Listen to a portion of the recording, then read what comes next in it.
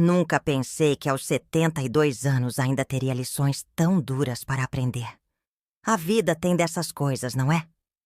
Quando achamos que já vimos de tudo, que as rugas no rosto significam que estamos imunes às surpresas, o destino vem e nos prova o contrário. Meu nome é Aurora. Nasci em 1953, época em que as mulheres ainda eram criadas para serem esposas e mães, principalmente. Cresci ouvindo que uma boa mulher deveria saber cozinhar, limpar a casa e cuidar dos filhos. E como a maioria das meninas da minha geração, segui esse caminho sem questionar muito. Casei-me aos 20 anos com Roberto, um homem trabalhador e de bom coração. Tivemos 2 filhos, Cecília e Vicente. O tempo passou voando entre fraldas, mamadeiras, primeiros passos, formaturas e, por fim, casamentos. Roberto partiu há 8 anos, vítima de um infarto fulminante enquanto podava as roseiras do nosso pequeno jardim. Foi numa tarde de domingo. Lembro como se fosse ontem.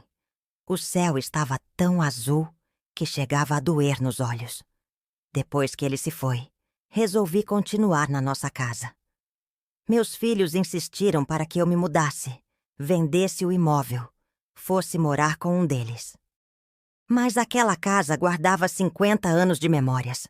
O cheiro de Roberto nas roupas que ainda não tive coragem de doar. As marcas na parede mostrando o crescimento das crianças. As rachaduras no teto que testemunharam nossas conversas noturnas. Como eu poderia abandonar tudo isso? Cecília se casou com Fábio quando tinha apenas 23 anos. Ele parecia um bom rapaz, formado em administração, emprego estável em uma multinacional, bem apessoado. Roberto gostava dele. Dizia que era um homem de palavra.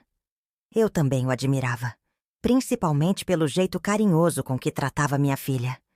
Eles me deram 2 netos maravilhosos, Jéssica, de 17 anos, e Hugo, de 15. Já Vicente seguiu um caminho diferente. Casou-se com Diana, uma professora de história que conheceu na faculdade. Eles optaram por não ter filhos, decisão que respeitei, embora no início tenha sido difícil de entender para alguém da minha geração. Hoje moram em Curitiba, longe demais para visitas frequentes, o que me entristece. Mas as videochamadas ajudam a matar a saudade. A vida seguia seu curso normal, com aquela cadência tranquila dos dias de quem já não tem grandes expectativas nem sobressaltos. Eu tinha minha rotina. Acordava cedo, tomava meu café ouvindo o radinho de pilha que Roberto me deu de presente no nosso 30º aniversário de casamento. Cuidava das plantas, lia meus livros de romance, assistia às novelas, visitava minhas amigas do grupo de oração da igreja. Aos domingos, Cecília e a família vinham almoçar comigo. Era uma vida simples, mas me bastava. Até aquela tarde de domingo, há exatamente 1 ano. Era um almoço como outro qualquer. Havia preparado a lasanha que meus netos tanto gostavam, arroz branco soltinho, salada de folhas com molho de iogurte que Cecília adorava e, de sobremesa, pudim de leite condensado. Receita da minha mãe que atravessou gerações. A mesa estava posta com a toalha de renda que ganhei no meu casamento, os talheres de prata que só uso em ocasiões especiais, os pratos de porcelana com estampa de flores que comprei em prestações quando os filhos ainda eram pequenos. Jéssica estava mais calada que o normal. Adolescente tem dessas fases, pensei comigo mesma. Hugo, ao contrário, falava pelos cotovelos sobre um jogo novo no computador. Cecília comentava sobre seu trabalho na contabilidade, os clientes difíceis, a chefe exigente. E Fábio estava estranho. Olhava para o celular a cada 2 minutos, respondia com monossílabos, mal tocava na comida. Eu já havia notado aquela inquietação nele nas últimas visitas, mas naquele dia estava pior. Quando servi o pudim, ele finalmente levantou os olhos do aparelho e pigarreou, como quem vai fazer um anúncio importante. Aurora! disse ele com uma formalidade que me causou um arrepio na espinha. Precisamos conversar sobre um assunto sério. O silêncio caiu sobre a mesa como uma pedra pesada. Cecília empalideceu, os olhos fixos no prato. Jéssica mordeu o lábio inferior, um hábito que tinha desde pequena quando ficava nervosa. Hugo parou de balançar as pernas embaixo da mesa. Movimento que sempre me incomodava, mas que naquele momento eu daria tudo para que continuasse. Claro, Fábio, respondi, colocando o pudim sobre a mesa. Algum problema? Ele olhou rapidamente para minha filha antes de continuar. Cecília fez um movimento imperceptível com a cabeça, como quem dá permissão. É sobre esta casa, ele continuou. Eu e Cecília estivemos conversando e achamos que já está na hora de você considerar algumas alternativas. Alternativas. Aquela palavra soou como um alarme em minha cabeça. Sabia exatamente onde aquela conversa iria parar. Já tínhamos discutido isso antes, mas nunca durante um almoço de domingo. Nunca na frente das crianças. Que tipo de alternativas? Perguntei, mesmo já sabendo a resposta. Vender a casa, ele disse sem rodeios. É muito grande para uma pessoa só. Tem muitas escadas. O bairro já não é mais o mesmo de antigamente. Você poderia comprar um apartamento menor, mais moderno, com segurança. Ou então, insisti quando ele fez uma pausa. Ou então se mudar para uma daquelas comunidades para idosos. Sabe, aquelas que têm assistência médica, atividades recreativas, pessoas da sua idade para conversar. Meu coração apertou no peito. Um asilo. Ele estava sugerindo que eu fosse para um asilo, ainda que com palavras mais bonitas. Fábio, já conversamos sobre isso. Respondi, tentando manter a calma. Estou perfeitamente bem aqui. Consigo cuidar da casa, subir as escadas, fazer minhas compras. Não preciso de um lugar para idosos. Mamãe, Cecília finalmente se manifestou, a voz quase um sussurro. Não é um asilo. São residenciais para a melhor idade, com toda a infraestrutura. Você teria companhia, não ficaria mais sozinha. Eu não estou sozinha, rebati. Tenho minhas amigas, tenho vocês que vêm me visitar. E tenho as memórias do seu pai em cada canto desta casa. Fábio deu um suspiro impaciente, daqueles que indicam que a conversa não estava indo como ele planejara. Aurora, vamos ser práticos. Esta casa vale muito dinheiro. O bairro valorizou nos últimos anos. Se vendermos agora, você poderia garantir uma velhice confortável, sem preocupações financeiras. Aquele vendermos me incomodou profundamente. Como se a casa também fosse dele. Como se ele tivesse algum direito sobre o que Roberto e eu construímos com tanto sacrifício. Eu não tenho preocupações financeiras. Respondi mais firme desta vez. A pensão do seu Roberto é suficiente para minhas necessidades e ainda tenho minhas economias. Vó. Hugo se intrometeu, inocente. Lá no residencial que o pai mostrou no computador tem piscina. A senhora poderia nadar todo dia. Olhei para meu neto e senti uma pontada no coração. Até ele estava envolvido naquilo. Que gentil da sua parte se preocupar, querido. Respondi com um sorriso forçado. Mas sua avó nunca soube nadar.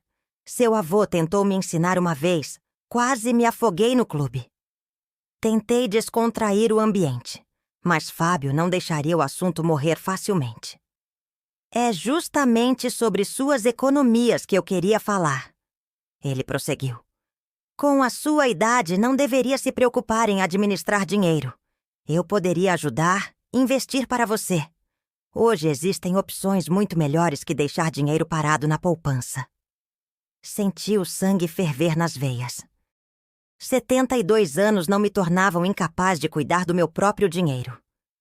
Agradeço a preocupação, Fábio. Mas venho cuidando das minhas finanças muito bem desde que seu Roberto se foi. E antes disso, nós dois decidíamos tudo juntos. Mãe, Cecília tentou intervir. Fábio só quer ajudar. Ele entende de investimentos, trabalha com isso. Ele trabalha com marketing, corrigi. E minhas economias estão muito bem onde estão. Fábio soltou uma risada que me causou calafrios. Não era uma risada de alegria, mas de escárnio. Marketing? É isso que você pensa que eu faço? Aurora, eu sou o diretor financeiro da empresa há 3 anos. Acho que entendo um pouquinho mais de dinheiro do que uma dona de casa aposentada. O silêncio que se seguiu foi ensurdecedor.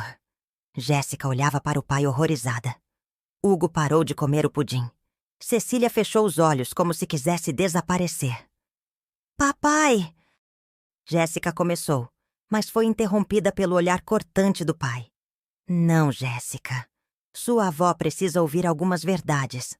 Ela acha que pode continuar vivendo nessa fantasia, nessa casa enorme cheia de coisas velhas, gastando dinheiro com manutenção, enquanto poderia estar aproveitando a vida. Ele se virou para mim, os olhos duros como nunca tinha visto antes. Aurora, sabe quanto vale este terreno? Quase 1,5 milhão. Sabe o que daria para fazer com esse dinheiro? Comprar um apartamento confortável para você, investir o restante, garantir o futuro dos seus netos. O futuro dos meus netos está garantido com o que eu e Roberto deixaremos para eles quando eu me for. Respondi, tentando manter a dignidade. Esta casa é parte da herança deles. Quando você se for, ele repetiu com um tom que me gelou a alma. E quando será isso? Daqui a 10, 15 anos? Jéssica já estará formada, querendo comprar sua própria casa. Hugo precisará de dinheiro para essa faculdade em breve. Por que esperar? Naquele momento, entendi completamente o que estava acontecendo. Não era sobre meu bem-estar, sobre eu ter companhia ou morar em um lugar mais seguro. Era sobre dinheiro. Puro e simples dinheiro. Fábio, disse, colocando o guardanapo sobre a mesa e me levantando devagar. Acho que este almoço acabou. Peço que você e sua família se retirem da minha casa agora. Cecília começou a chorar silenciosamente. Hugo parecia confuso. Jéssica levantou-se de imediato. Vó, eu não sabia. Eu juro que não sabia que papai ia falar isso. Está tudo bem, meu amor, respondi acariciando seu rosto. Sei que não é culpa sua. Fábio também se levantou, o rosto vermelho de raiva. É exatamente por isso que você precisa de ajuda, Aurora. Essa teimosia, essa recusa em aceitar a realidade. Você não é mais jovem. Precisa pensar no futuro. Meu futuro, respondi, olhando-o nos olhos. É problema meu. Esta casa, apontei para as paredes ao redor, é minha, conquistada com o suor do meu marido e com o meu trabalho de dona de casa que você tanto despreza, e continuará sendo minha até o dia em que eu decidir o contrário. Ele deu uma risada seca, pegou as chaves do carro e caminhou até a porta. Vamos, Cecília. Crianças. Deixemos sua mãe com suas memórias e sua teimosia. Cecília se levantou, os olhos vermelhos de choro, e me abraçou brevemente. Me desculpe, mãe, sussurrou em meu ouvido. Não era para ser assim. Eu sei, filha, respondi sem conseguir retribuir o abraço. Estava paralisada, como se tivesse levado um soco no estômago. Eles saíram pela porta, e eu fiquei ali, de pé na sala de jantar, entre os pratos sujos e o pudim pela metade. Olhei para a cadeira vazia onde Roberto costumava sentar e, pela primeira vez, agradeci que ele não estivesse ali para presenciar aquela cena. Quando a porta bateu, as lágrimas que eu havia segurado finalmente rolaram pelo meu rosto.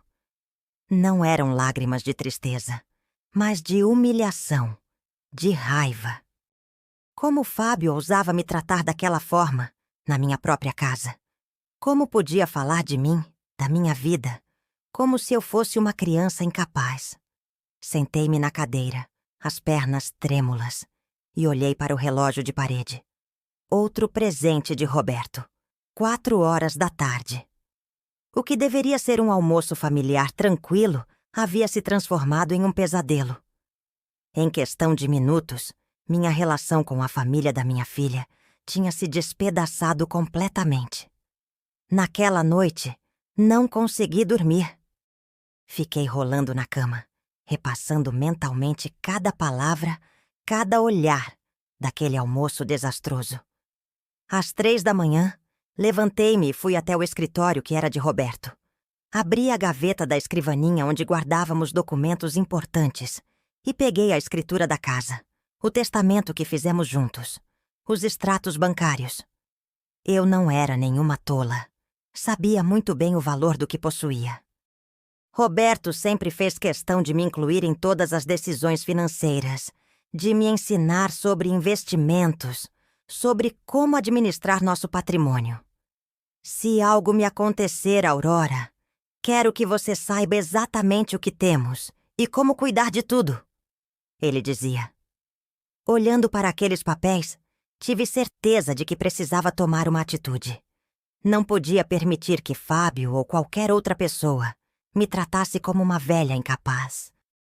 Precisava mostrar que, apesar da idade, ainda tinha pleno controle sobre minha vida e minhas decisões. Na manhã seguinte, liguei para meu advogado, Dr. Sebastião, que cuidava dos nossos assuntos há mais de 30 anos. Dona Aurora, ele me disse após ouvir meu relato. Infelizmente, o que a senhora está descrevendo é mais comum do que imagina. Há muitos casos de idosos que sofrem pressão da família para vender imóveis ou transferir bens. E o que posso fazer para me proteger? Perguntei. Seu testamento está atualizado. A casa já está no nome da senhora desde o falecimento do seu Roberto. Legalmente, ninguém pode obrigá-la a vender ou a se mudar. Mas eu sugiro que a senhora registre um boletim de ocorrência sobre essa pressão, caso volte a acontecer. E também podemos pensar em uma tutela preventiva. Tutela preventiva? O que é isso? É um documento legal que designa alguém de sua confiança para tomar decisões por você, caso algum dia a senhora não possa mais fazê-lo. Assim, a senhora garante que será alguém de sua escolha, e não alguém imposto pela família ou pelo Estado. Pensei por um momento em quem poderia ser essa pessoa. Vicente estava longe demais. Cecília, por mais que eu a amasse, parecia completamente dominada pelo marido. Minhas amigas do grupo de oração eram tão idosas quanto eu. Posso pensar um pouco mais sobre isso, Dr. Sebastião. Não é uma decisão fácil. Claro, Dona Aurora, não há pressa. Enquanto a senhora estiver lúcida e capaz, ninguém pode tomar decisões por você. Enquanto estiver lúcida e capaz. Aquelas palavras ecoaram em minha mente pelo restante do dia.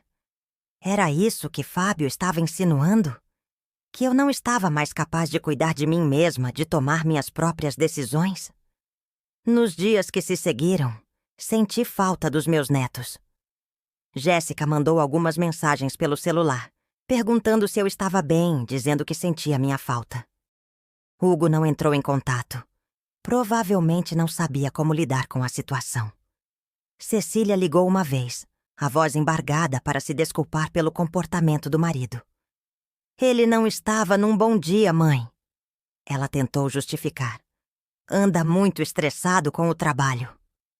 Cecília, respondi tentando controlar a decepção em minha voz. Estresse no trabalho não justifica o modo como seu marido me tratou, na minha própria casa. Eu sei, mãe. Me desculpe. Nós só queremos o melhor para você. O melhor para mim, respondi, é ser tratada com respeito e ter minhas decisões acatadas. Eu não sou uma criança, Cecília. Tenho 72 anos, mas ainda sei muito bem o que quero e o que não quero para minha vida. Houve um silêncio do outro lado da linha. Você entende isso, filha? Insisti. Entendo, mãe. Ela respondeu, mas havia hesitação em sua voz. Podemos ir visitá-la no próximo domingo? Pensei por um momento. Parte de mim queria dizer não. Queria manter distância até que a ferida cicatrizasse. Mas eram minha filha e meus netos. E quem sabe, Fábio tivesse refletido sobre suas ações. Sim, claro, respondi por fim. Mas diga ao Fábio que espero um pedido de desculpas sincero. Mais uma pausa. Vou falar com ele, mãe. Até domingo, então. Quando desliguei o telefone, não pude deixar de notar a falta de convicção na voz da minha filha. Era como se ela soubesse, assim como eu, que Fábio jamais se desculparia. E estava certa. No domingo seguinte, apenas Cecília e as crianças apareceram para o almoço. Fábio tinha um compromisso inadiável, segundo minha filha. Não perguntei qual era esse compromisso tão importante em um domingo. No fundo, estava aliviada por não ter que encará-lo tão cedo. O almoço foi tenso, apesar das tentativas de Hugo de animar a conversa com histórias da escola. Jéssica parecia desconfortável, mexendo na comida sem realmente comer. Cecília tentava manter um sorriso no rosto, mas seus olhos traíam a preocupação. Quando eles foram embora, Jéssica me abraçou mais forte que o normal. Vó, ela sussurrou, não vende a casa, por favor. Aqui é o único lugar onde ainda sinto a presença do vovô. Seus olhos estavam marejados e meu coração se apertou. Ela também sentia falta de Roberto, do avô que a levava para andar de bicicleta no parque, que a ensinava a jogar damas, que contava histórias fantásticas sobre sua juventude. Não se preocupe, meu amor, respondi, acariciando seus cabelos. Esta casa não está à venda. Nunca esteve. Nos meses que se seguiram, a relação com Fábio continuou distante. Ele raramente aparecia nos almoços de domingo, sempre com a desculpa de ter trabalho ou outros compromissos. Quando vinha, era cordial, mas frio. Não tocávamos no assunto da casa ou das minhas economias, mas eu podia sentir o ressentimento em cada olhar, em cada palavra não dita. Até que, 6 meses depois daquele fatídico almoço, recebi uma ligação de Cecília em uma terça-feira à noite. Mãe. Sua voz estava trêmula. Precisamos conversar. Posso ir até aí amanhã? Claro, filha. Aconteceu alguma coisa? Sim, mas prefiro conversar pessoalmente. Quando ela desligou, senti um aperto no peito. Algo muito sério tinha acontecido. Será que alguém estava doente? As crianças? Fábio? Passei a noite em claro, imaginando os piores cenários. Na manhã seguinte, arrumei a casa, fiz um bolo de fubá, o preferido de Cecília desde criança, e esperei ansiosamente pela sua chegada. Quando a campainha tocou, às 10 da manhã, meu coração disparou. Abri a porta e vi minha filha parada ali, os olhos inchados de choro, uma mala pequena ao lado. Cecília, o que aconteceu? Ela entrou, largou a mala no chão da sala e desabou no sofá em prantos. Sentei-me ao lado dela, abraçando-a como fazia quando ela era pequena e se machucava brincando no quintal. Fábio, ela conseguiu dizer entre soluços. Ele está tendo um caso com a secretária dele. Há mais de um ano. Fiquei em choque. Não esperava por isso. Como você descobriu? Encontrei mensagens no celular dele. Confrontei-o ontem à noite depois que as crianças foram dormir. Ele não negou. Ele disse que já não sentia o mesmo por mim, que eu não o entendia, que eu não me esforçava para agradá-lo. Meu sangue ferveu. Como ele ousava culpar minha filha por sua própria falta de caráter? E o que você fez? Disse que queria o divórcio. Ele riu na minha cara. Disse que eu não sobreviveria sem ele, que sou uma contadora medíocre que mal consegue pagar as contas do mês, que as crianças ficariam com ele porque ele tem condições de dar uma vida melhor. Ele não pode fazer isso, protestei. Você é uma ótima mãe e uma profissional competente. Cecília enxugou as lágrimas com as costas da mão. Mãe, tem mais. Ele disse que vai entrar na justiça para ser seu curador. Disse que vai provar que você não tem mais condições de gerir seus bens, que vai conseguir autorização para vender a casa. Senti como se o chão tivesse se aberto sob meus pés. Então era isso. Ele não havia desistido da ideia. Só estava esperando até o momento certo para atacar. Por quê, mãe? Cecília perguntou, os olhos marejados. Por que ele está fazendo isso? Dinheiro, filha.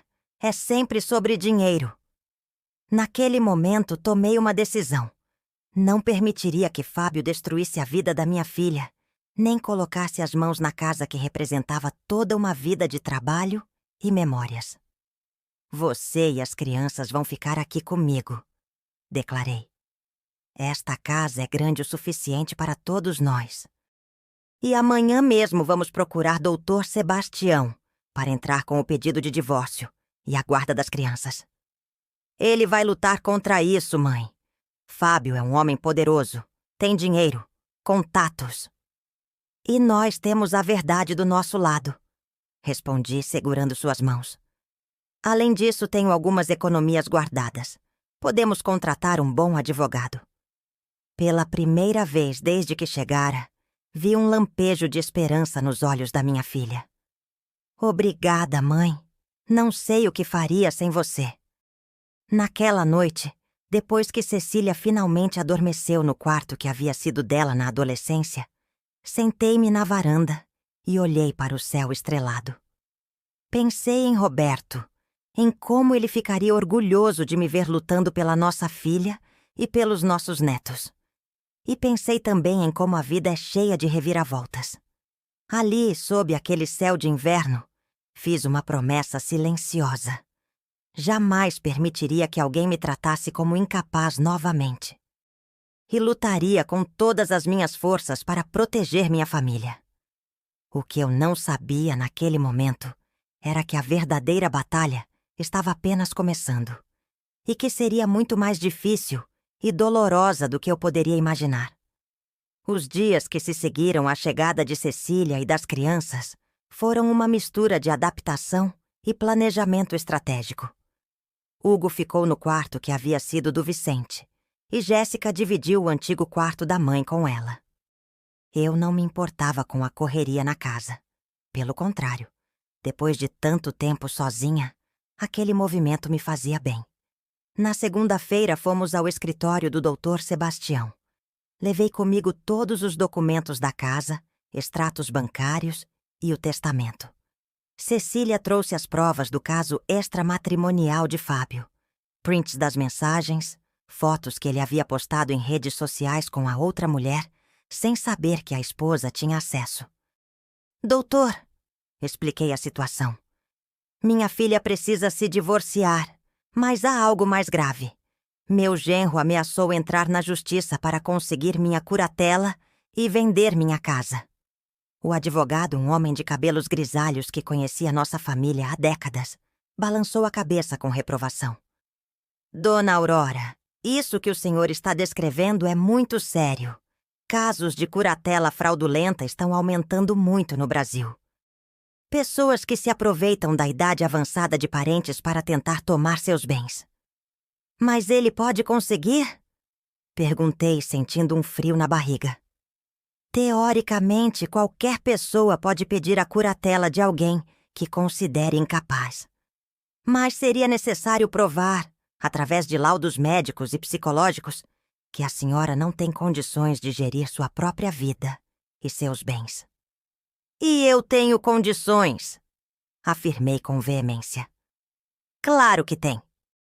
A senhora está aqui, lúcida, trazendo todos os documentos organizados, tomando decisões por conta própria.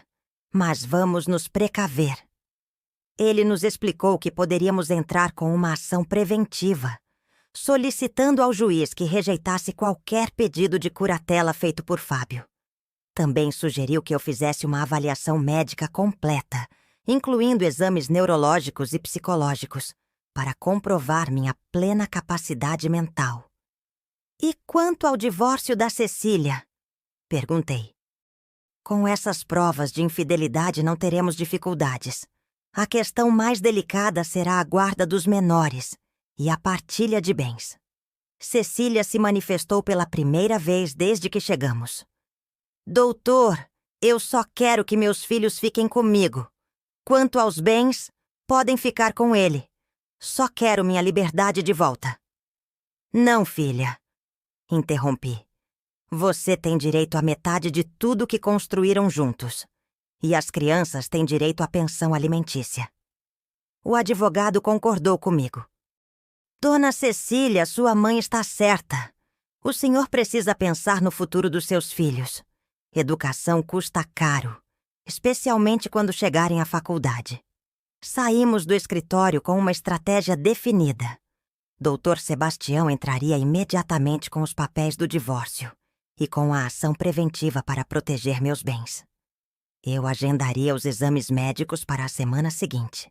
E, mais importante, registraríamos um boletim de ocorrência sobre as ameaças de Fábio. Na delegacia, a escrivã que nos atendeu, uma mulher jovem de uns 30 anos, foi muito compreensiva. Infelizmente, casos como o da senhora estão se tornando comuns, ela disse. Idosos sendo pressionados por familiares para vender casas ou transferir bens. A Lei Maria da Penha protege mulheres de violência doméstica, mas precisamos de uma lei específica para proteger idosos de violência patrimonial. Registramos tudo: as ameaças de Fábio, a pressão para vender a casa, a tentativa de controlar meu dinheiro. Saí da delegacia com uma cópia do boletim de ocorrência e a sensação de que estava tomando as medidas certas.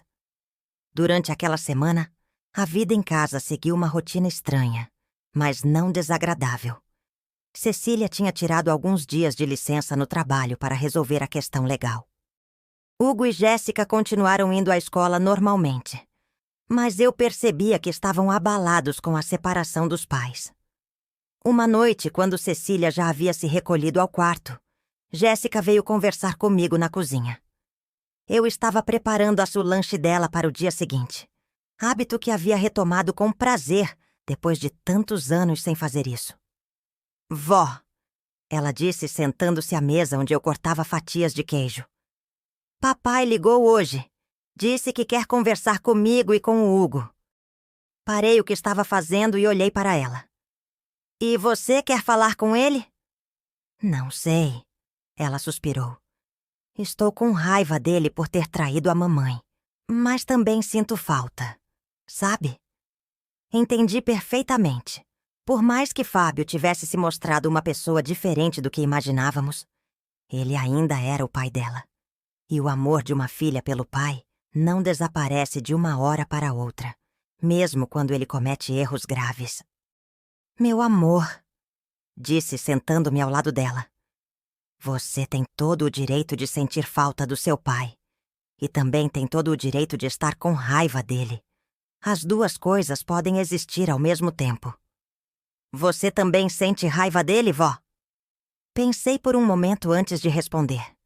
Sentia raiva, sim, mas também algo mais profundo. Decepção. Eu havia confiado nele. O havia considerado um bom genro, um bom pai. Descobrir sua verdadeira natureza havia sido um golpe duro. Sinto, mas principalmente sinto pena dele. Pena de alguém que foi capaz de jogar fora uma família por dinheiro e por uma aventura. Ele disse que vai lutar pela nossa guarda, que tem melhores condições que a mamãe.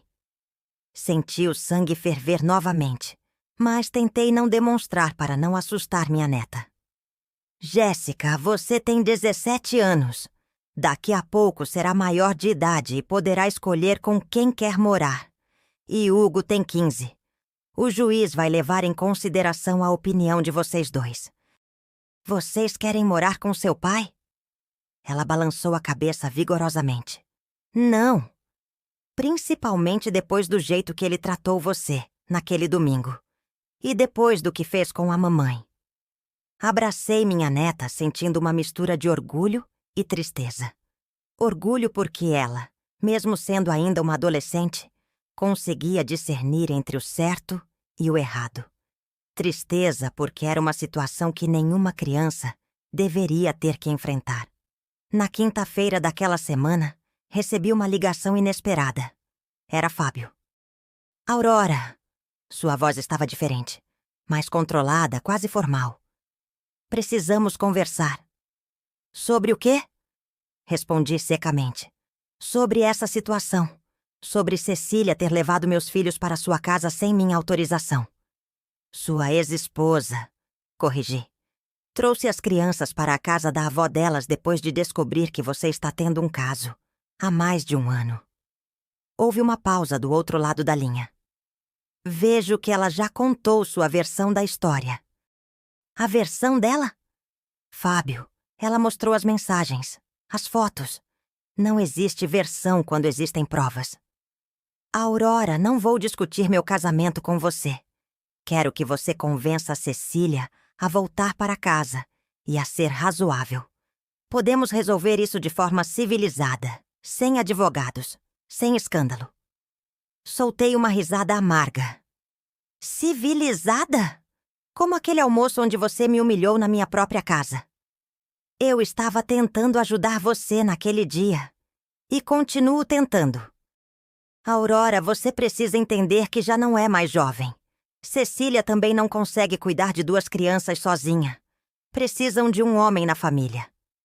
Um homem como você, que trai a esposa e ameaça colocar a sogra em um asilo? Eu nunca disse asilo, ele protestou. Falei em residencial para a melhor idade. E sobre Cecília, casamentos passam por crises. Isso não significa que não possamos superar. Fábio, disse tentando manter a calma. Cecília já entrou com o pedido de divórcio. E eu já registrei um boletim de ocorrência sobre suas ameaças contra mim. Se você quer conversar com seus filhos, faça isso através dos advogados. Suas ameaças? Sua voz subiu de tom. Eu jamais ameacei você. Disse que ia entrar na justiça para ser meu curador e vender minha casa. Isso não é ameaça? Mais uma pausa. Quando ele voltou a falar, sua voz estava fria como gelo. Aurora, você está cometendo um erro. Um erro muito grande. Eu tentei ser gentil, tentei resolver tudo de forma amigável. Mas vocês querem guerra? Então terão guerra. E desligou. Fiquei parada ali, segurando o pé ao telefone, com o coração batendo acelerado. A máscara havia caído completamente. O homem que eu pensava conhecer, que havia sido meu genro por quase 20 anos, era um completo estranho. Naquela noite, contei a conversa para Cecília. Ela empalideceu quando relatei as palavras finais dele. Mãe, estou com medo, ela admitiu. Fábio é vingativo quando não consegue o que quer. No trabalho, ele já conseguiu demitir pessoas que se opuseram a ele. Ele não pode nos fazer nada, filha. Estamos agindo dentro da lei. Mas, no fundo, eu também estava preocupada. Homens como Fábio não aceitam facilmente a derrota. E quando se sentem encurralados, podem se tornar perigosos. Na sexta-feira, nossa preocupação se mostrou justificada. Dr. Sebastião ligou com uma notícia que me deixou em estado de choque. Dona Aurora, recebemos uma notificação judicial. Fábio entrou com um pedido de curatela e também está questionando sua competência mental para abrigar as crianças. Senti como se tivesse levado um soco no estômago. Mas, doutor, faz só uma semana que registramos nossa ação preventiva. Pois é, ele agiu muito rápido. Provavelmente já estava preparando isso há tempo. Dona Aurora, a senhora precisa se preparar para uma batalha legal difícil. Que tipo de batalha?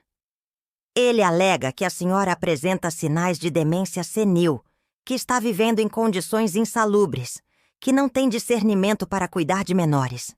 Está pedindo não só sua curatela, mas também a guarda temporária das crianças. Cecília, que estava escutando a conversa no viva voz, começou a chorar. Ele não pode fazer isso. ela gritou. Minha mãe está perfeitamente bem. Claro que ele não pode. O advogado tentou nos tranquilizar. São alegações infundadas. Mas teremos que provar isso em juízo. A audiência está marcada para a próxima quinta-feira. Quando desligamos, eu e Cecília ficamos nos abraçando na cozinha, ambas chorando. Hugo e Jéssica chegaram da escola nesse momento e ficaram alarmados ao nos ver daquela forma. O que aconteceu? Jéssica perguntou, largando a mochila no chão. Expliquei a situação da forma mais suave possível, mas era impossível esconder a gravidade da situação. Isso quer dizer que teremos que voltar a morar com o papai? Hugo perguntou, os olhos arregalados de medo. Não, se Deus quiser, respondi, tentando soar mais confiante do que me sentia. Vamos lutar contra isso. Naquela noite, mal consegui dormir. Ficava imaginando os piores cenários. E se o juiz realmente acreditasse nas alegações de Fábio? E se me considerasse incapaz? E se tirasse meus netos de mim? No sábado de manhã, resolvi tomar uma atitude que talvez fosse considerada imprudente, mas que meu coração pedia. Liguei para Vicente em Curitiba e contei toda a situação. Mãe, sua voz estava cheia de raiva. Eu venho para aí agora mesmo. Filho, você tem sua vida, seu trabalho. Trabalho nenhum é mais importante que minha família. Diana já está separando nossas coisas. Pegamos o primeiro voo segunda-feira de manhã. Quando desliguei, senti um alívio enorme. Não estaria sozinha nessa batalha. Teria meu filho ao meu lado. O fim de semana passou devagar, com todos nós tentando manter uma aparência de normalidade, mas com uma tensão palpável no ar. Hugo ficou mais quieto que o normal. Jéssica me ajudava com os afazeres domésticos sem que eu pedisse. Cecília tentava trabalhar em alguns processos que havia trazido do escritório, mas eu a via olhando para o nada, perdida em pensamentos. No domingo, contra todas as expectativas, Hugo me fez uma pergunta que me pegou de surpresa. Vó, você tem medo de ficar velha? Estávamos na varanda, ele ajudando-me a regar as plantas. Atividade que Roberto e eu sempre fizemos juntos aos domingos. Por que está perguntando isso, meu amor? Por causa do que o papai disse. Sobre você não conseguir mais cuidar de si mesma. Parei de regar os gerânios e olhei para meu neto. Ali estava um garoto de 15 anos, tentando entender um mundo adulto complicado e cruel. Hugo, disse sentando-me no banquinho, onde Roberto costumava se sentar para observar o jardim. Todo mundo fica velho, se tiver sorte de viver bastante. Seus pais vão ficar velhos. Você vai ficar velho. É parte da vida. Mas você não está ficando maluca, né, vó? Ri, apesar da situação séria. Se eu estivesse ficando maluca, você acha que eu saberia? Ele riu também, um som que não ouvia há dias. Acho que não. Então vou te contar um segredo, disse fazendo sinal para que ele se aproximasse. Quando você nasce, quando é criança, todo mundo te protege porque você ainda não sabe se cuidar sozinho. Quando você fica velho, algumas pessoas acham que você volta a ser criança, que precisa ser protegido de novo. Mas não é verdade. Não? Não. Quando você fica velho, você pode ficar doente, sim. Pode precisar de ajuda para algumas coisas. Mas você continua sendo a mesma pessoa, com os mesmos direitos, as mesmas vontades, os mesmos sonhos. O problema é quando outras pessoas decidem que sabem o que é melhor para você, sem te perguntar. Hugo assentiu, parecendo entender. É isso que o papai está fazendo com você? É, respondi. Seu pai acha que sabe o que é melhor para mim, mesmo eu dizendo que estou bem. Mas você está bem, né, vó? Olhei para aquele menino, meu neto, filho da minha filha. Alguém que eu ajudei a criar e que agora estava tentando me proteger do próprio pai. Estou, meu amor, e vou continuar bem por muito tempo ainda. Naquele momento, tomei uma decisão. Não importava o que Fábio fizesse, quais mentiras contasse no tribunal, quais advogados contratasse. Eu lutaria até o fim para manter minha dignidade, minha casa e minha família. A guerra havia sido declarada. E eu estava pronta para ela.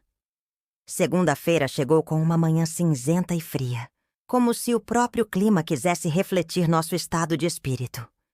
Vicente e Diana chegaram por volta das 10 da manhã, depois de pegarem um voo bem cedo de Curitiba. Quando abri a porta e vi meu filho ali, com sua mala na mão, e aquele olhar determinado que herdou do pai, não consegui segurar as lágrimas. "Oi, mãe", ele disse, me abraçando forte. "Vim defender minha família." Diana, sempre delicada e carinhosa, me beijou no rosto e sussurrou: "Vamos resolver isso, dona Aurora. Fábio não sabe com quem está mexendo." A presença deles trouxe um alívio imenso para a casa. Vicente se instalou no sofá da sala. Insistiu que não precisava do quarto, que ficaria bem ali mesmo. Diana ajudou Cecília a organizar todos os documentos para a audiência de quinta-feira. Era reconfortante ter mais alguém do meu lado. Durante o almoço, Vicente pediu para conversarmos a sós. Fomos até o escritório de Roberto, onde meu filho se sentou na cadeira que havia sido do pai. "Mãe, quero que me conte tudo, desde o começo. Não omita nada." Relatei toda a história. O almoço desastroso, as ameaças de Fábio, a descoberta da traição, a chegada de Cecília com as crianças. Vicente ouvia em silêncio, mas eu podia ver a raiva crescendo em seus olhos. "Eu nunca gostei dele", Vicente finalmente disse. "Desde o começo havia algo nele que me incomodava. Uma falsidade, uma arrogância disfarçada." "Por que nunca me disse isso?" "Porque Cecília estava apaixonada. E você e papai pareciam gostar dele. Achei que talvez eu estivesse sendo injusto." Vicente se levantou e caminhou até a estante onde Roberto guardava seus livros prediletos. "Mãe, você tem ideia de quanto dinheiro está envolvido nisso?" "Como assim?" "Esta casa, suas economias, a pensão do papai. Quanto soma tudo?" Nunca havia parado para calcular o valor total do meu patrimônio. A casa, Roberto sempre dizia que valia muito, especialmente depois que o bairro se valorizou. As economias eram suficientes para viver confortavelmente pelo resto da vida. A pensão cobria todas as despesas mensais. "Muito dinheiro", admiti. "Mais do que preciso para viver." "Exatamente. E Fábio sabe disso. Não é só sobre você morar sozinha ou não. É sobre ele colocar as mãos no seu patrimônio." A reunião com o Dr. Sebastião na terça-feira foi esclarecedora e, ao mesmo tempo, preocupante. Vicente foi conosco, assim como Diana e Cecília. O advogado nos explicou detalhadamente o que enfrentaríamos na audiência. Fábio contratou um escritório grande, especializado em direito de família. Ele nos informou. Eles vão tentar provar 3 coisas. Primeiro, que Dona Aurora não tem mais condições de cuidar de si mesma. Segundo, que ela representa um perigo para as crianças. Terceiro, que ele, como genro e pai das crianças, seria a pessoa mais adequada para cuidar dos bens dela. "Mas isso é ridículo!" Vicente protestou. "Minha mãe está perfeitamente lúcida." "Sabemos disso. E temos como provar. Os exames médicos que Dona Aurora fez ontem mostraram que ela está em perfeita saúde mental. Não há nenhum sinal de demência ou qualquer outro problema cognitivo." Era verdade. Na segunda-feira à tarde, havia passado quase 4 horas no hospital, fazendo todos os exames que Dr. Sebastião solicitou. Ressonância magnética do cérebro, avaliação neurológica, teste psicológico, avaliação geriátrica completa. Todos os resultados indicavam que eu estava mental e fisicamente bem para minha idade. "O problema", continuou o advogado, É que eles também podem trazer testemunhas. Pessoas que dirão que viram Dona Aurora confusa, esquecida, incapaz. Que pessoas? Perguntei alarmada. Não sabemos ainda, mas é uma tática comum. Às vezes pagam vizinhos, conhecidos, até funcionários de comércio para dar depoimentos falsos. Senti um frio na barriga. Como o Fábio poderia chegar a esse ponto? Como alguém que eu havia considerado família por quase 20 anos poderia ser capaz de mentiras tão baixas? E quanto às crianças? Cecília perguntou. Eles vão alegar que Dona Aurora não tem condições físicas de cuidar de 2 adolescentes. Que a casa não oferece a estrutura adequada. Que vocês estão vivendo em situação precária. Olhei ao redor do escritório onde estávamos. Mobília antiga, mas bem conservada. Tapetes persas que Roberto e eu compramos em uma viagem para comemorar nosso 25º aniversário de casamento. Estantes cheias de livros. Tudo limpo, organizado, cheirando ao produto de limpeza que uso há décadas. Precária? Repetei, incrédula. Dona Aurora, eles vão distorcer tudo. Vão dizer que a casa é velha, que tem escadas perigosas, que não tem os equipamentos modernos necessários para a segurança de idosos. Vicente estava ficando visivelmente irritado. Doutor, e o que podemos fazer para nos defender? Primeiro, vamos apresentar os laudos médicos. Segundo, temos nossas próprias testemunhas. Terceiro, temos o histórico de ameaças do Fábio, registrado no boletim de ocorrência. Que testemunhas? Perguntei.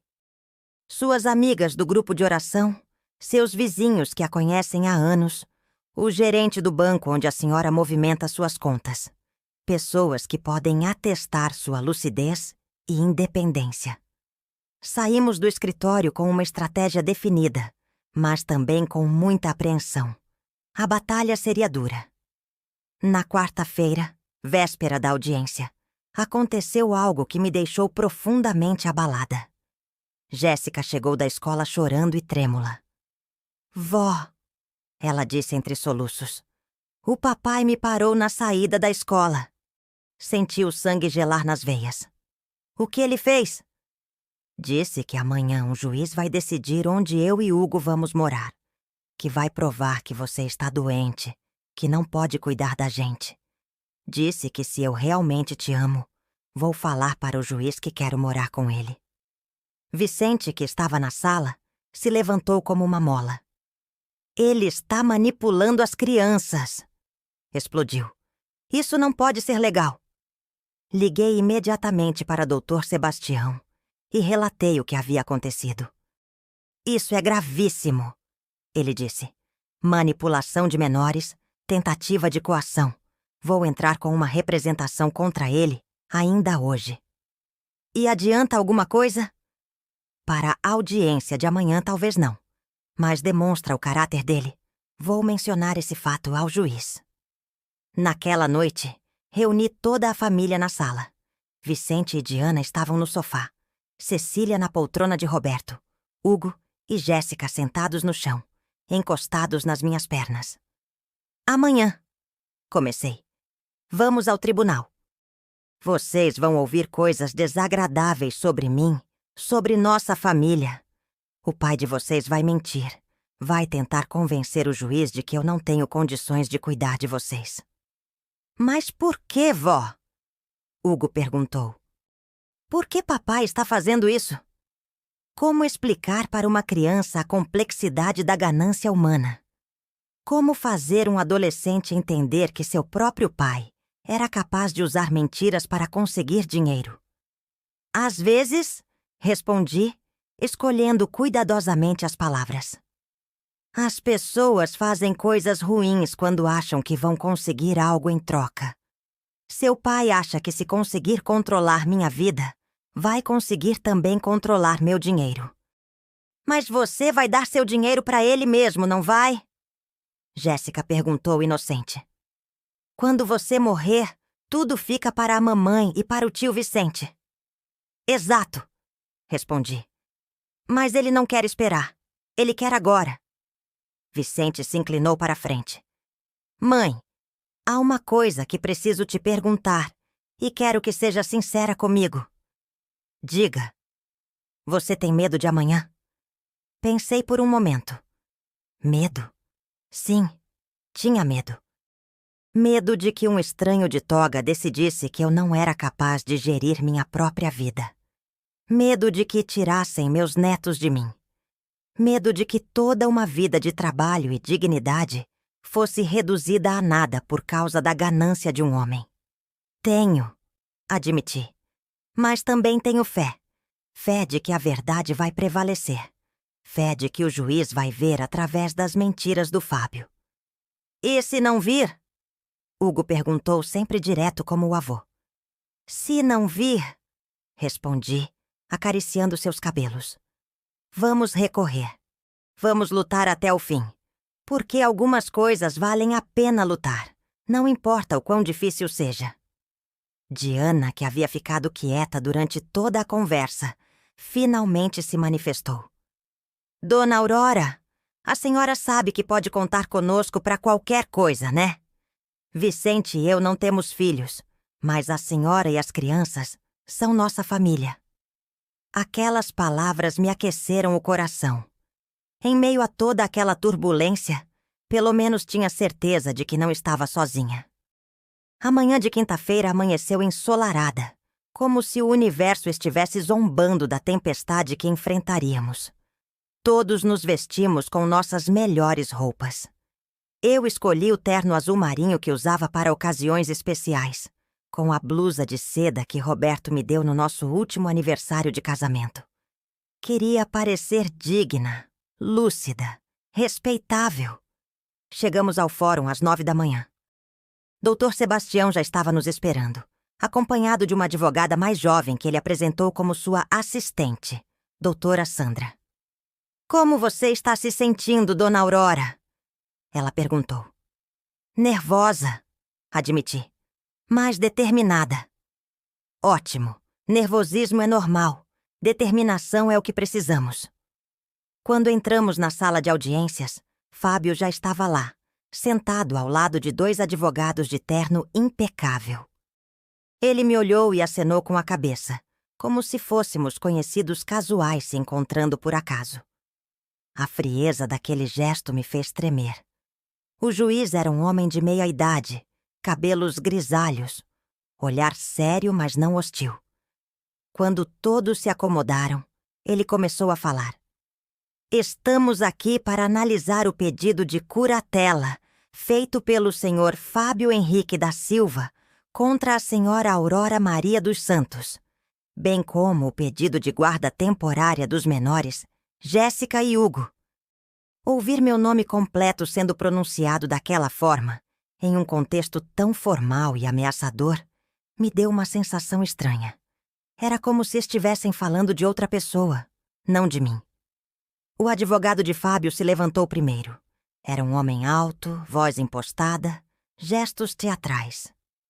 Meritíssimo, começou. Estamos aqui hoje por uma questão de proteção. Proteção de uma senhora idosa que já não tem mais condições de cuidar de si mesma. E proteção de 2 crianças que estão sendo expostas a situações de risco. Senti Cecília tensa ao meu lado. Vicente apertou minha mão. A senhora Aurora, de 72 anos, continuou o advogado, vem apresentando sinais claros de demência senil, esquecimentos, confusão mental, incapacidade de tomar decisões racionais. Ainda assim, insiste em viver sozinha em uma casa antiga, com escadas íngremes, sem qualquer suporte médico ou familiar. Mentiras. Puras mentiras, mas ditas com tanta convicção que quase pareciam verdade. Além disso, ele prosseguiu, recentemente acolheu em sua residência a filha divorcianda e 2 netos adolescentes, sem considerar se tem condições físicas e financeiras para sustentá-los. Protesto, meritíssimo. Doutor Sebastião se levantou. A filha da requerida se mudou temporariamente para a casa da mãe após descobrir traição conjugal do requerente. Deferido, disse o juiz. Continue, doutor. O advogado de Fábio mudou ligeiramente o tom, mas não perdeu a empáfia. Meritíssimo meu cliente, como genro da requerida há quase 20 anos e pai das crianças envolvidas, é a pessoa mais adequada para zelar pelos interesses dela e dos menores. Ele tem estabilidade financeira, conhece a situação familiar e sempre teve uma relação respeitosa com a sogra. Respeitosa. Depois de tudo que havia me dito, depois de todas as humilhações, aquele homem tinha a cara de pau de falar em relacionamento respeitoso. Além disso, o advogado continuou, meu cliente não pretende internar a requerida ou retirar dela qualquer conforto.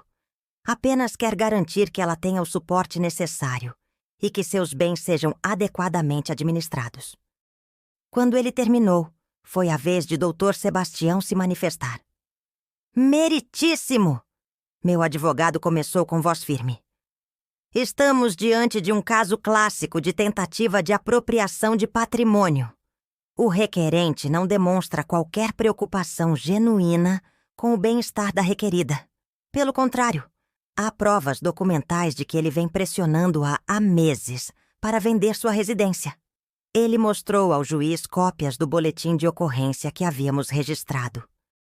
A senhora Aurora está em perfeita saúde mental e física, conforme atestam os laudos médicos que juntamos aos autos. Ela administra suas finanças há 8 anos, desde o falecimento do esposo, sem qualquer problema. Mantém sua casa em perfeitas condições, tem vida social ativa, participa de grupos comunitários. Era reconfortante ouvir alguém falar a verdade sobre minha vida depois de tantas mentiras. Quanto aos netos, continuou o Dr. Sebastião, eles estão na casa da avó por escolha própria, fugindo de um ambiente familiar conturbado pela infidelidade paterna. A requerida tem condições sobejamente adequadas para acolhê-los.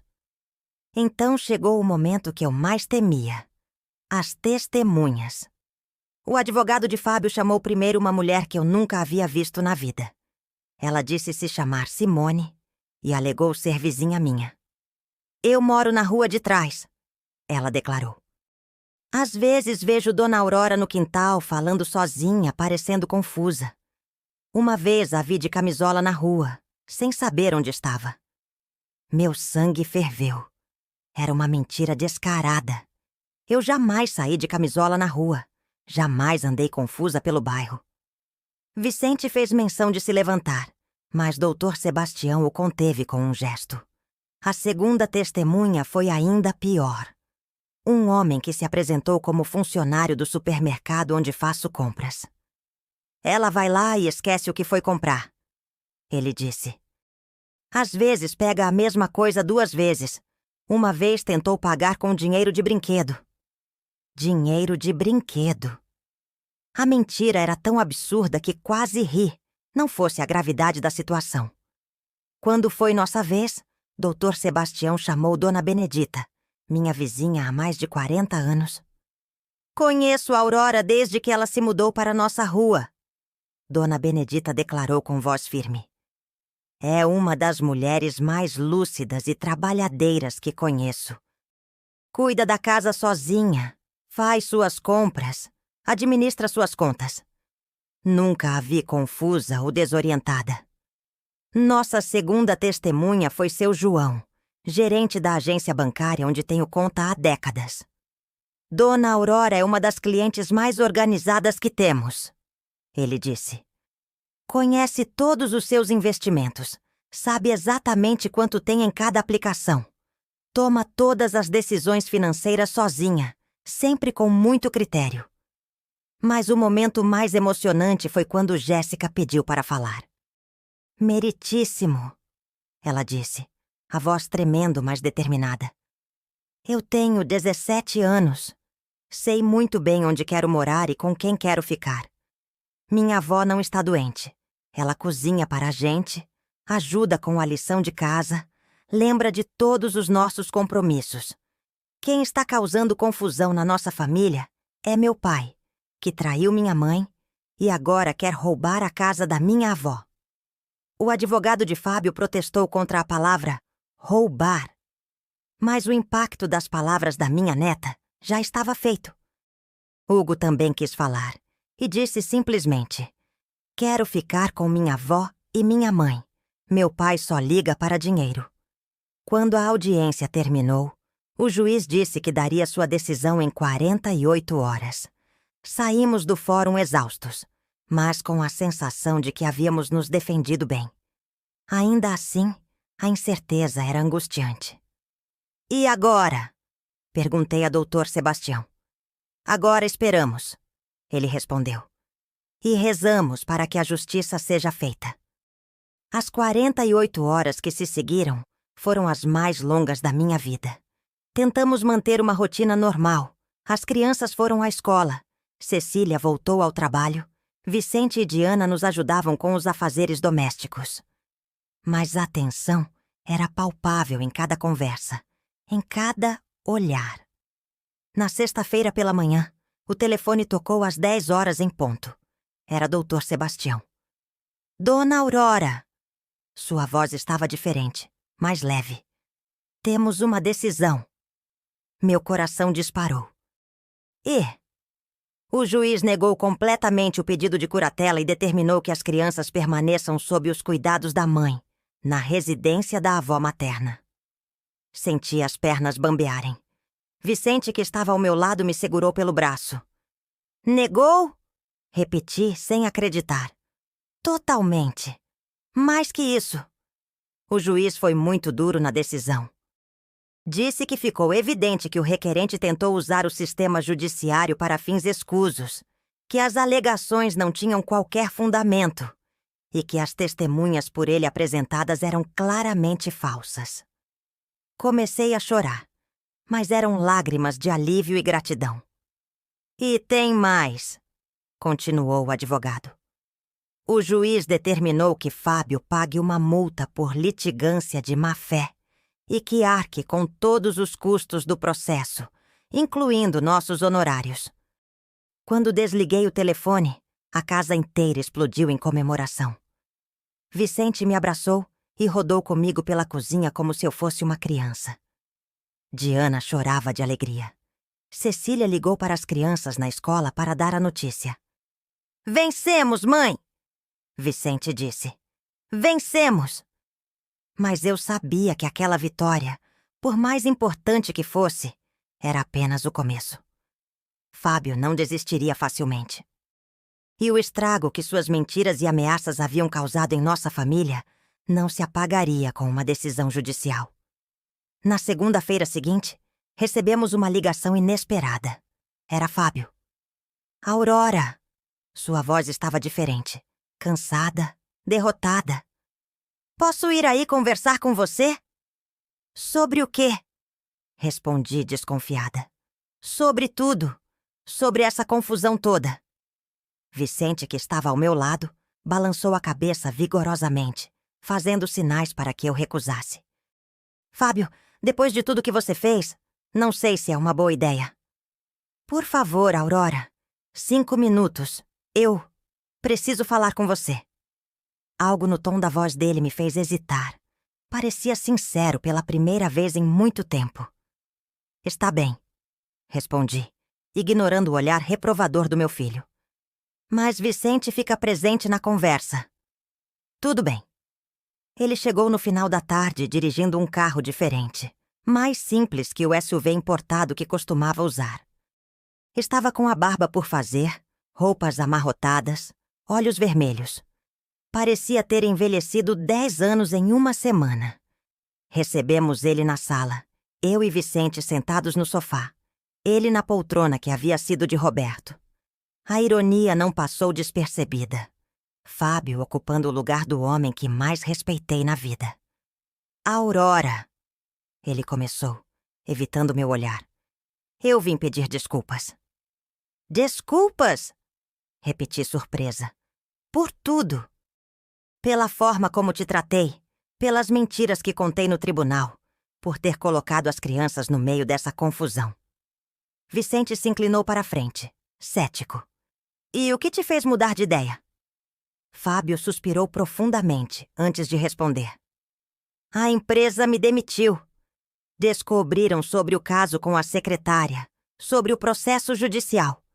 Disseram que não podiam manter um diretor envolvido em escândalos. Então era isso. Não havia tido uma iluminação súbita sobre seus erros. Estava enfrentando as consequências de seus atos e vinha procurar apoio. E você acha, disse mantendo a voz calma, que uma demissão justifica todo o mal que você nos fez? Não, ele respondeu rapidamente. Não justifica nada. Eu perdi o rumo, Aurora. Depois que comecei a ganhar mais dinheiro, a ter sucesso no trabalho, comecei a achar que sabia o que era melhor para todo mundo. Incluindo para mim. Incluindo para você. E estava errado. Completamente errado. Vicente cruzou os braços, claramente não convencido. E a secretária? Acabou o relacionamento também? Fábio baixou a cabeça. Ela não quis mais saber de mim depois que soube da demissão. Parece que estava mais interessada no meu cargo do que em mim. Não senti pena dele. Pessoas como aquela secretária são atraídas pelo poder e pelo dinheiro, não pela pessoa. Fábio deveria ter sabido disso. O que você quer de nós, Fábio? Perguntei diretamente. Perdão, ele disse, finalmente me olhando nos olhos. Sei que não mereço. Sei que causei muito sofrimento. Mas quero tentar consertar as coisas. Consertar como? Quero desistir oficialmente do divórcio litigioso. Vou aceitar todas as condições que Cecília quiser. A guarda das crianças fica com ela, vou pagar a pensão que for determinada. Não vou questionar a partilha de bens. Era uma proposta tentadora, mas eu não conseguia esquecer tudo o que havia acontecido. E por que deveria confiar em você? Por quê? Ele disse, a voz embargada. Eu perdi tudo, Aurora. Meu emprego, minha amante, minha família.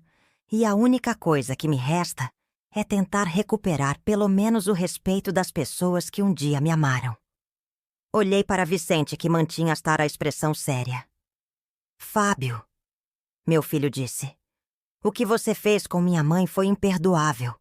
Você tentou tirar dela tudo o que ela construiu na vida, usando mentiras e manipulação. Eu sei. Sabe mesmo? Você tem ideia do que é para uma pessoa de 72 anos ser acusada de demência em um tribunal? Ter que provar que ainda é capaz de cuidar de si mesma? Fábio fechou os olhos como se as palavras de Vicente fossem socos físicos. Não tinha pensado nisso, ele admitiu.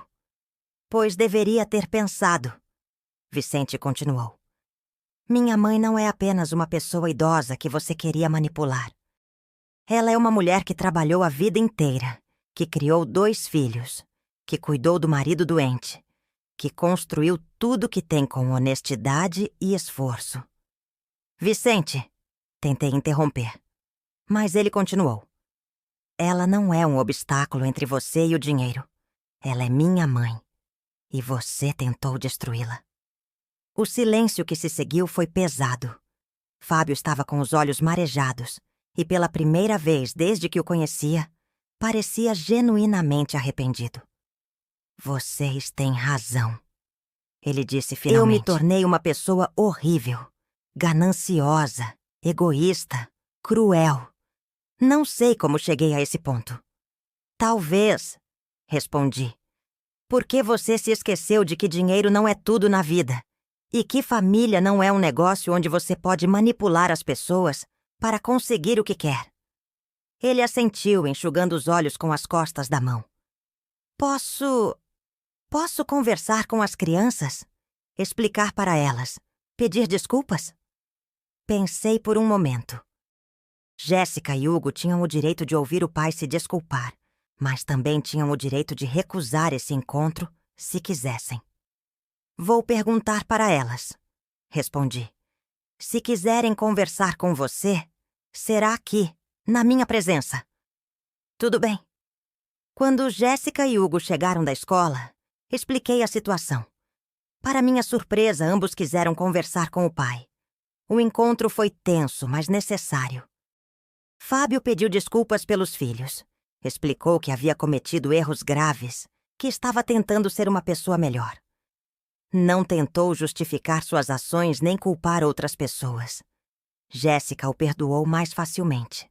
Era mais nova. Ainda havia nela aquela capacidade adolescente de acreditar que as pessoas podem mudar completamente. Hugo foi mais cauteloso, mais parecido com o avô Roberto nesse aspecto. Pai, ele disse, eu te perdoo porque você é meu pai. Mas não confio mais em você como confiava antes. Era uma resposta madura demais para um garoto de 15 anos, mas que refletia exatamente como todos nós nos sentíamos. Nos meses que se seguiram, Fábio cumpriu sua palavra. Aceitou todas as condições do divórcio, não questionou a guarda das crianças, pagou pontualmente a pensão alimentícia. Encontrou um emprego novo, numa empresa menor, com salário menor, mas que lhe deu uma segunda chance. Aos poucos, ele foi reconstruindo sua relação com Jéssica e Hugo. Não era a mesma proximidade de antes. Talvez nunca voltasse a ser, mas era um recomeço. Vicente e Diana decidiram ficar por mais tempo na nossa cidade. Vicente conseguiu uma transferência para o escritório local da empresa onde trabalhava. E eles compraram uma casa a 3 quarteirões da nossa. Era reconfortante ter meu filho por perto, depois de tantos anos. Cecília se adaptou bem à vida de divorciada. Trabalhou algumas horas extras para compensar a diferença de renda, mas estava visivelmente mais feliz, mais leve. Vez ou outra saía com amigas, algo que não fazia há anos. Em uma tarde de domingo, 6 meses depois daquele almoço fatídico que mudou nossas vidas, eu estava no jardim regando as plantas quando Jéssica veio se sentar no banquinho onde Roberto costumava ficar. Vó, ela disse, posso te fazer uma pergunta? Claro, meu amor. Você perdoou meu pai. Parei de regar os gerânios e olhei para ela. Era uma pergunta que eu mesma vinha me fazendo há semanas. Estou tentando, respondi honestamente. É difícil? Muito. Perdoar não significa esquecer o que aconteceu, ou fingir que não machucou. Significa escolher não deixar que a mágoa tome conta do seu coração. E por que você quer perdoar ele? Sentei-me ao lado dela no banco, pensando na resposta. Porque guardar raiva faz mal para quem guarda, não para quem causou a raiva. E porque seu pai, apesar de todos os erros que cometeu, ainda é parte da nossa família. Mesmo depois de tudo? Jéssica, a família não é só sobre os momentos bons. É sobre escolher ficar junto mesmo quando as coisas ficam difíceis. Seu pai errou feio, machucou a todos nós. Mas ele se arrependeu sinceramente e está tentando consertar. Ela ficou em silêncio por um momento, brincando com uma flor que havia caído no chão. Vó, você tem medo de ficar velha? Era a segunda vez que alguém me fazia essa pergunta. Primeiro, Hugo. Agora ela. Não exatamente, respondi. Tenho medo de ficar doente, de perder minha independência. Mas velhice em si não me assusta. Por quê? Porque cada idade tem suas bênçãos. Quando você é jovem, tem energia e sonhos. Quando fica adulta, tem força e realizações. Quando envelhece, tem sabedoria e perspectiva. Que sabedoria você ganhou com tudo isso que aconteceu? Pensei cuidadosamente antes de responder. Aprendi que dignidade não tem preço, que família vale mais que dinheiro, e que às vezes as maiores batalhas da vida são aquelas que lutamos para manter o direito de ser quem somos. Naquela noite, depois que todos foram dormir, sentei-me na varanda com uma xícara de chá e olhei para o céu estrelado. Pensei em Roberto, em como ele ficaria orgulhoso de ver que consegui proteger nossa casa, nossa família, nossa dignidade. Pensei também em Fábio, e pela primeira vez senti algo parecido com compaixão por ele. Havia sido um homem perdido, consumido pela ganância, que quase destruiu tudo o que tinha de importante na vida. Mas estava tentando se redimir, e isso merecia algum reconhecimento. Não era perdão completo. Talvez nunca fosse, mas era um início. Uma semana depois, numa quinta-feira à tarde, algo aconteceu que selou definitivamente minha decisão sobre o perdão. Fábio apareceu na nossa porta com uma expressão estranha no rosto. Nem feliz, nem triste, mas algo entre alívio e nervosismo. "Aurora", ele disse. "Posso entrar? Tenho algo para te mostrar." Ele entrou e se sentou na sala, tirando alguns papéis da pasta que carregava. "O que é isso?" perguntei. "Uma escritura de doação." Não entendi imediatamente. "Como assim?" "Estou doando minha parte na casa que comprei com Cecília para você." Olhei para os papéis, confusa. "Fábio, eu não entendo." "A casa vale cerca de R$ 400 mil. Minha parte são 200 mil.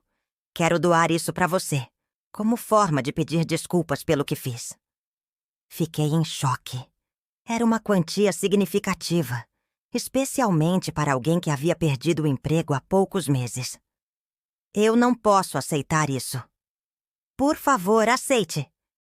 É a única forma que encontrei de demonstrar que meu arrependimento é sincero. "Mas você vai precisar desse dinheiro para recomeçar sua vida."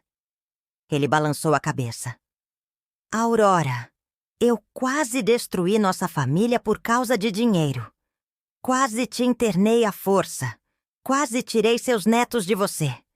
Quase acabei com o casamento da Cecília. Tudo por ganância." Suas palavras eram carregadas de emoção genuína. "Este dinheiro representa tudo o que há de ruim em mim. Quero me livrar dele.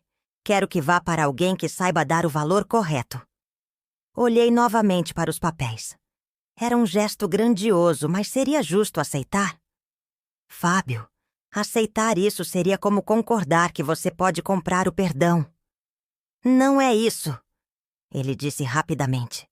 "Sei que perdão não se compra. Sei que talvez vocês nunca me perdoem completamente, e eu entendo.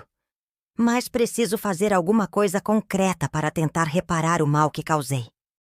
Pensei em Roberto, no que ele faria numa situação assim. Ele sempre dizia que gestos sinceros de arrependimento devem ser reconhecidos, mesmo quando vêm de quem nos magoou. "Tudo bem," disse finalmente. "Aceito, mas com uma condição." "Qual?" "Este dinheiro vai ser usado para custear a faculdade de Jéssica e Hugo. Não para mim." Os olhos de Fábio se encheram de lágrimas. "Obrigado, Aurora. Muito obrigado." Foi naquele momento que soube que havia verdadeiramente perdoado meu ex-genro. Não porque ele havia me dado dinheiro, mas porque finalmente havia demonstrado que entendia a gravidade do que havia feito. Quando ele foi embora, liguei para Vicente e contei o que havia acontecido. "Mãe", ele disse, "você tem certeza de que fez a coisa certa?" "Tenho", respondi sem hesitar. "Seu pai sempre dizia que perdoar não é sobre a pessoa que errou. É sobre quem perdoa. É sobre escolher a paz em vez da amargura." Hoje, 2 anos depois daquele domingo que mudou nossas vidas, posso dizer que nossa família se reconstruiu de uma forma diferente, mas talvez mais forte que antes. Cecília encontrou um novo amor, um professor viúvo que conheceu no grupo de pais da escola de Hugo. Ele é gentil, respeitoso e trata minhas netas como se fossem suas próprias filhas. Mais importante, ele nos aceita como um pacote completo. Entende que família é sobre mais que apenas 2 pessoas se casando. Jéssica se formou no ensino médio como uma das melhores alunas da escola e já começou o curso de Direito. Inspirada, ela diz, pela luta que presenciou por justiça. Hugo descobriu uma paixão por culinária e ajuda nas cozinhas de domingo, criando pratos que deixariam Roberto orgulhoso. Vicente e Diana se estabeleceram definitivamente na cidade. Eles compraram um cachorro, um vira-lata chamado Roberto, em homenagem ao meu marido. E são os tios mais presentes que meus netos poderiam ter. Fábio visitou as crianças religiosamente a cada 15 dias. Nunca mais tentou interferir nas decisões da família. Nunca mais demonstrou interesse no meu patrimônio. Tornou-se uma presença discreta, mas constante na vida dos filhos. E isso me deixa em paz. Minha casa continua a mesma.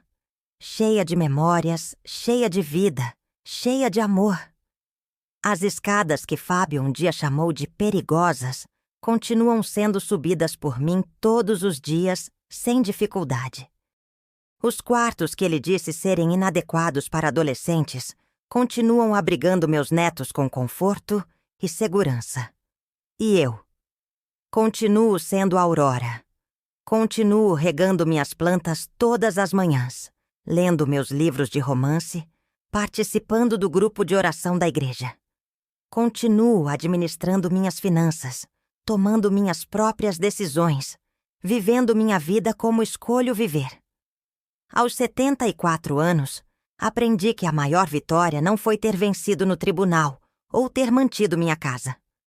Foi ter provado, para mim mesma e para o mundo, que idade não define capacidade, que experiência vale mais que arrogância e que dignidade é um bem que ninguém pode tirar de você, a menos que você permita. A redenção veio mesmo com o perdão, como promete o título desta história. Mas não apenas o perdão que dei a Fábio, o perdão que dei a mim mesma por ter demorado tanto para perceber quem ele realmente era. O perdão que nos deu o direito de recomeçar como família, feridos mais íntegros, machucados, mas mais sábios. Se você que está lendo esta história também enfrenta situações onde pessoas tentam diminuir sua capacidade, questionar suas decisões ou se apropriar do que é seu, lembre-se, você tem o direito de lutar por sua dignidade. Não importa a idade que tenha, não importa quantas pessoas digam que sabem o que é melhor para você. Sua vida é sua, suas escolhas são suas, sua dignidade é intocável. E se, como eu, você um dia tiver que enfrentar uma batalha para provar isso, lembre-se que a vitória não está apenas em vencer. Está em nunca desistir de ser quem você é. Como Roberto sempre dizia, a vida nos testa não para nos quebrar, mas para nos mostrar do que somos feitos. Hoje sei do que sou feita, e você descobrirá do que é feito também.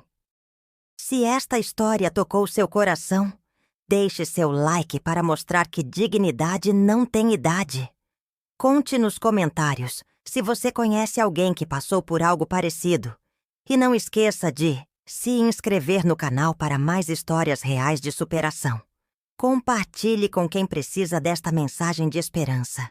Sua avó, mãe ou você mesmo podem precisar desta força um dia.